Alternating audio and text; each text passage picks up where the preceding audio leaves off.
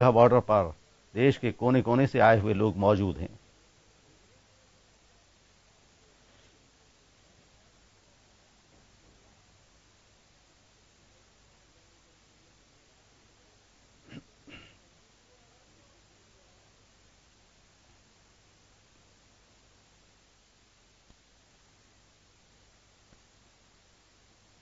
पूरे देश में इंतजार हो रहा है हमारे वायुवीर का।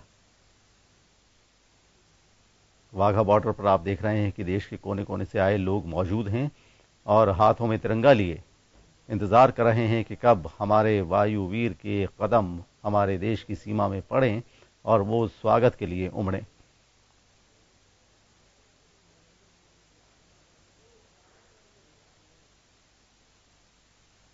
वाघा बॉर्डर पर अभिनंदन का परिवार मौजूद है, वायुसेना के अधिकारी मौजूद हैं और साथ ही हजारों लोग वहां पर मौजूद हैं। लोग इंतजार कर रहे हैं कि कब अपने हीरो को वो देखेंगे, कब हीरो पर उनकी नजर पड़ेगी। देश के हीरो बन गए हैं विंग कमांडर अभिनंदन।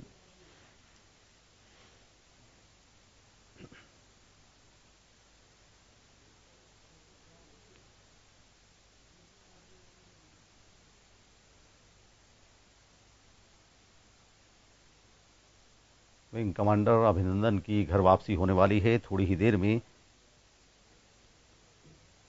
विंग कमांडर पाकिस्तान की सीमा को पार कर अपने कदम देश की सीमा में रखने वाले हैं। अटारी वाघा बॉर्डर पर जबरदस्त खुशी का माहौल है, जश्न का माहौल है। देश के कोने कोने से आए हुए लोग मौजूद हैं और वहीं अभिनंदन का परिवार भी मौजूद हैं, वायुसेना के अधिकारी भी मौजूद हैं।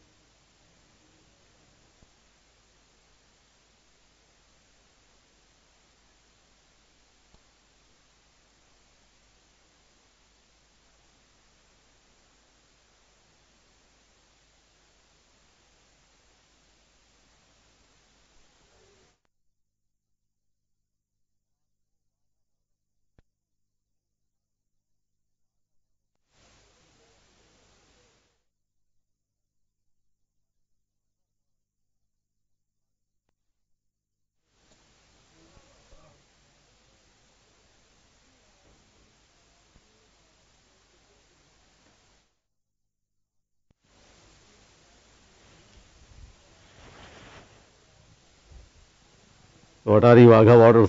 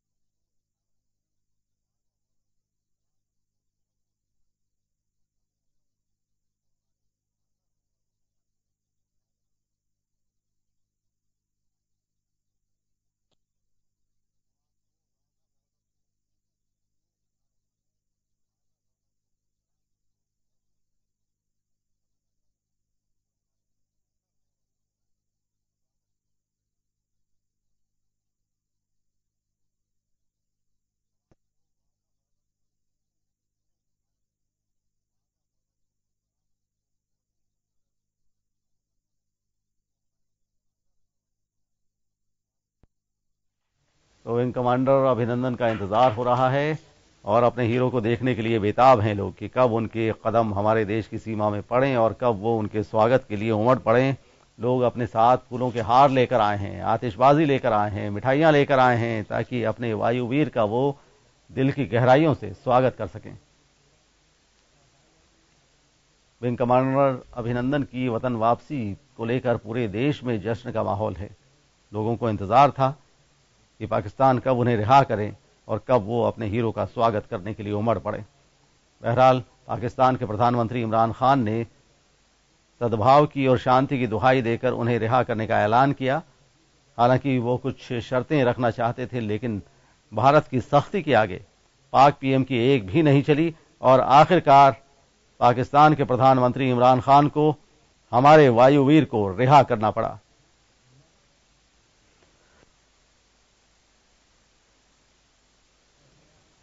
हम आपको जन टीवी के स्क्रीन पर दिखा रहे हैं वाघा सीमा से सीधा प्रसारण।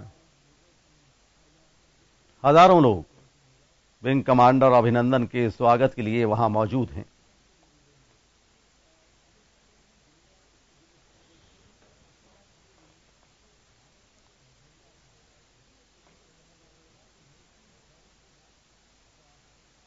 विंग कमांडर अभिनंदन की वतन वापसी हो रही है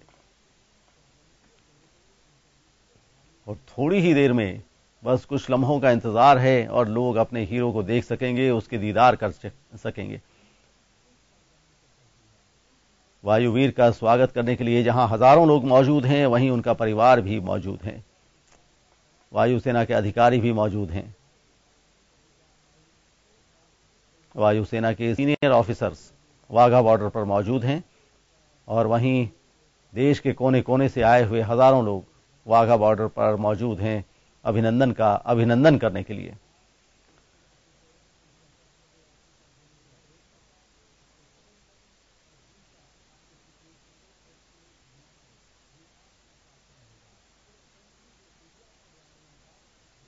के बयानिया को सुपरसीड किया तमाम ममालिक के समझ में आया।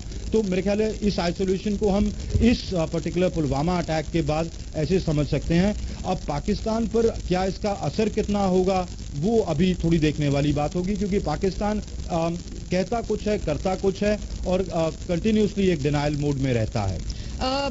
अमृत, जिस तरह से आज ओआईसी की बैठक हुई और ओआईसी की बैठक में पहली बार भारत को एक स्वराज हमारी विदेश मंत्री ने आज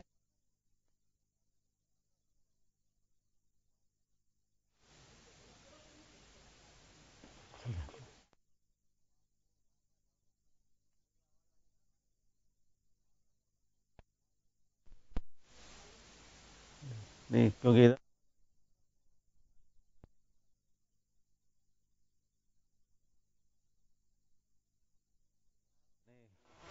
वायुवीर के अभिनंदन के लिए हजारों लोग वाघा सीमा पर मौजूद हैं और आज पाकिस्तान उन्हें भारत को सौंपने वाला है और थोड़ी ही देर में विंग कमांडर अभिनंदन देश की सीमा में मौजूद होंगे।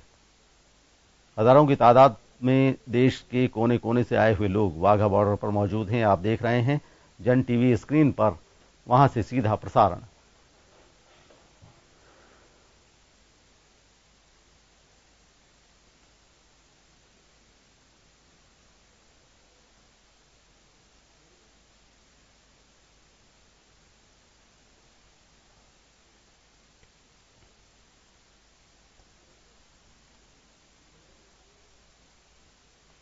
तो वायुवीर का अभिनंदन करने के लिए हजारों लोग मौजूद हैं। पूरा देश इंतजार कर रहा है।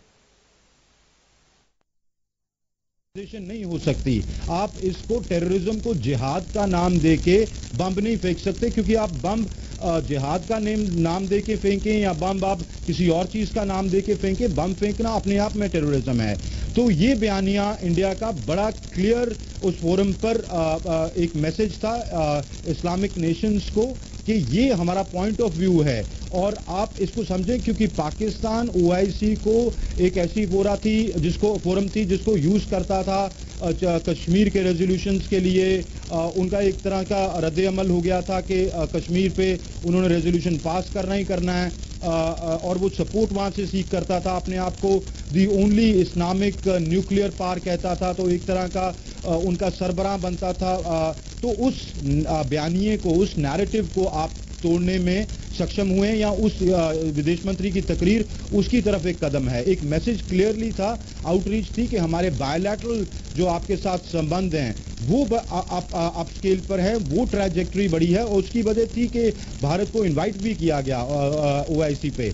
इससे पहले भारत को एक बार पहले इनवाइट किया गया था, पर रिबफ मतलब भारत ने कोशिश की थी पर रिबफ एक स्ट्रांग रिबफ मिला था।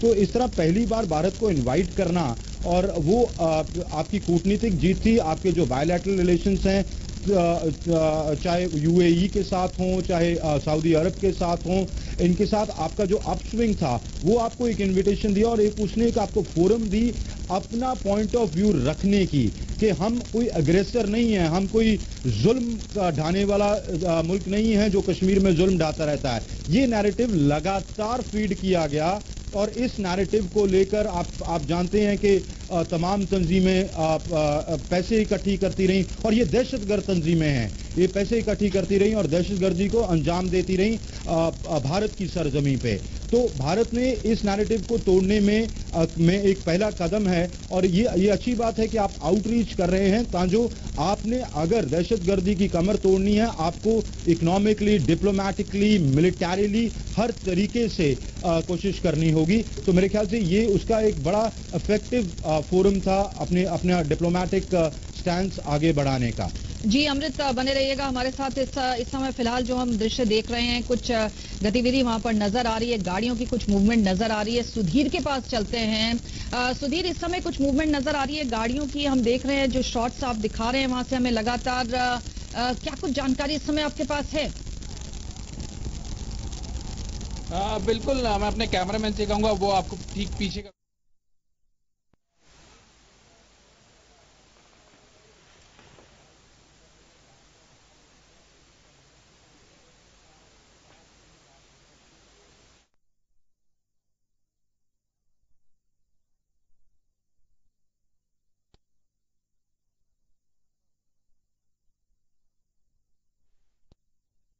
अभिनंदन वो यहां से निकलेंगे। लेकिन हालांकि अभी लोगों का जो इंतजार अभी बना हुआ है, लोग पूरे उत्साह से नीलम इंतजार कर रहे हैं हमारे जो देश के हीरो है उनका। और खास बात जिस तरीके से आपने नीलम ये कहा था कि जो उत्साह, जो साहस, जो शौर्य उन्होंने अपने आप में जो दर्शाया वो अपने आप में काबिले तारीफ था।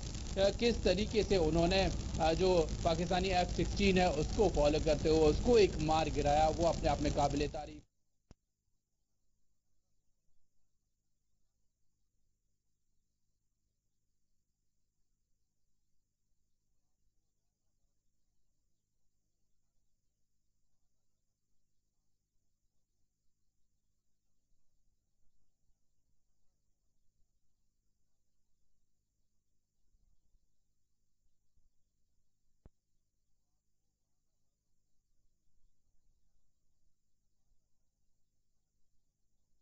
भारतीय जो परंपरा है, भारतीय शौर्य, उसका जो मस्तक है पूरी दुनिया में ऊंचा किया।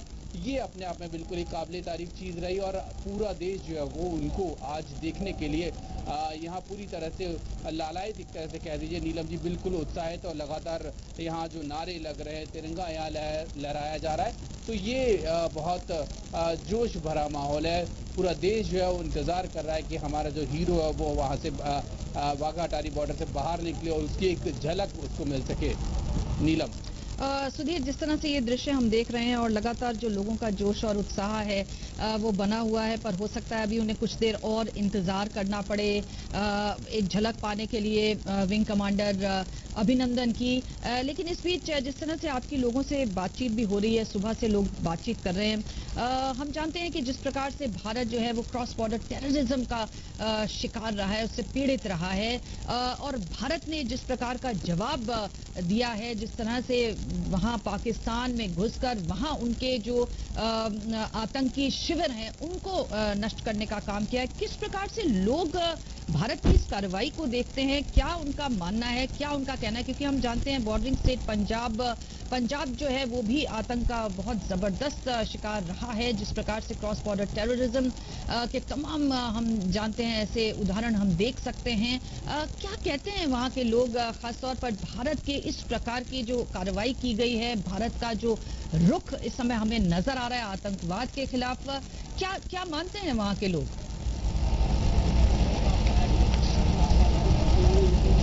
सुधीर, क्या आप हमें सुन पा रहे हैं?